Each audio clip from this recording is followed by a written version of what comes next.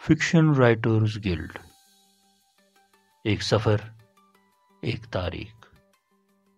قسط 20، تحریر محمد سلیم سالک، آواز ناصر ضمیر، تکنیکی معاونین زبیر قریشی، مسرت دانش، اہتمام کشمیر ٹریجر۔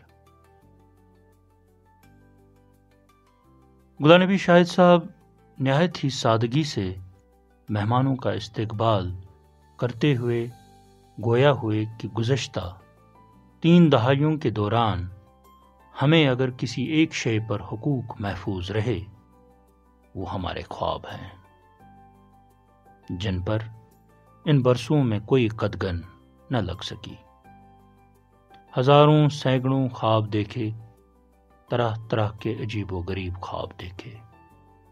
ایک دن اپنے ایک عزیز سے اپنے خوابوں کا ذکر کیا تو جواب میں اس نے بھی اپنے خوابوں کا تذکرہ کیا، جو میرے خوابوں سے کچھ مختلف نہ تھے۔ ہم اکثر ایک دوسرے کے خوابوں پر بات کرتے تھے۔ یہ سلسلہ اس دن ٹوٹ گیا جب ہمارا ایک اور عزیز ہم سے آ ملا۔ باتوں باتوں میں ہم نے اپنے خوابوں کا تذکرہ کیا، جو ہم کافی عرصے سے راتوں کو دیکھتے آ رہے تھے۔ ہمارے خوابوں کے بارے میں سنتے ہی وہ کچھ سنجیدہ ہو گیا اور غور سے ہماری جانب دیکھتے ہوئے بولا، پچھلے چند سالوں سے میں ایک ہی خواب دیکھتا آ رہا ہوں جو مجھے سونے نہیں دیتا۔ کیسا عجیب خواب ہے، میرے منہ سے بے ساختہ نکل گیا۔ ہاں عجیب خواب ہوگا، ہمیں بھی سناؤ، ناصر ضمیر نے قدرے تذبذب سے اس کی طرف دیکھتے ہوئے کہا۔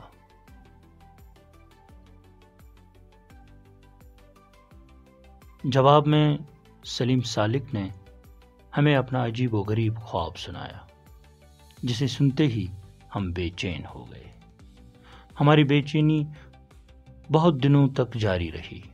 پھر مشورہ ہوا کہ اس عجیب خواب کی ضرور کہیں نہ کہیں تعبیر بھی ہوگی، اور تعبیر کی تلاش میں ہم بہت دنوں تک ادھر ادھر بھٹکتے رہے۔ آخر ایک دن تعبیر کی تلاش اس وقت ختم ہونے کے قریب پہنچی جب سلیم سالک نے یہ خوشخبری سنائی کہ مجھے ایک ایسی شخصیت مل گئی ہے جن کے پاس شاید ہمارے خوابوں کی تعبیر ہو سکتی ہے۔ جب ہم اس شخصیت سے ملے تو انہوں نے بھرپور مسکراہٹ بکھیرتے ہوئے کہا، یہ کوئی عجیب خواب نہیں، یہ حقیقت ہے، بس تم اسے اپنی آنکھ سے نکال کر زمین پر رکھ دو، اس کی تعبیر میرے پاس ہے۔ وہ بولتے رہے اور ہم سنتے رہے۔ ان کی باتوں میں عجیب کیف تھا۔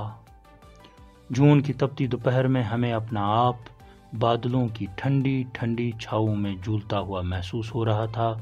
ان کی میٹھی رس گولتی باتوں کا سلسلہ ختم ہوتے ہی ہماری آنکھوں سے دھند سی چھٹتی ہوئی محسوس ہوئی۔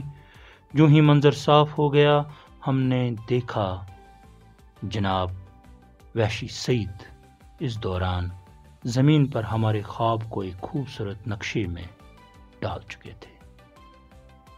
کچھ دنوں کے بعد جب یہ خوبصورت نقشہ لے کر ہم ڈاکٹر نذیر مشتاق صاحب سے ملے تو انہوں نے اس نقشے کو چومتے ہوئے اسے اور خوبصورت رنگوں سے نکھار دیا، جس سے ہمیں اپنا یہ عجیب خواب یعنی فکشن رائٹرز گلڈ حقیقت میں ڈلتا ہوا نظر آنے لگا۔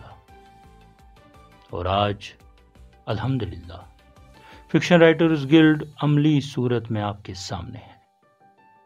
البتہ پورے یقین کے ساتھ اتنا کہہ سکتے ہیں کہ ہم نے فکشن رائٹرز گلڈ کی بنیاد رکھ دی، جس پر آگے چل کر ایک شاندار عمارت کھڑی کرنے کے لیے محنت اور سخت محنت کی ضرورت ہے۔ یہ کہتے ہوئے شاہد صاحب نم دیدہ ہو کر مائک چھوڑ کر سامعین میں بیٹھ گئے اور پورا حال تالیوں سے گونج اٹھا۔ جاری۔ اگر آپ کو یہ ویڈیو پسند آیا ہو تو برائے کرم لائک، شیئر اور سبسکرائب کرنا نہ بھولیں۔ بہت بہت شکریہ۔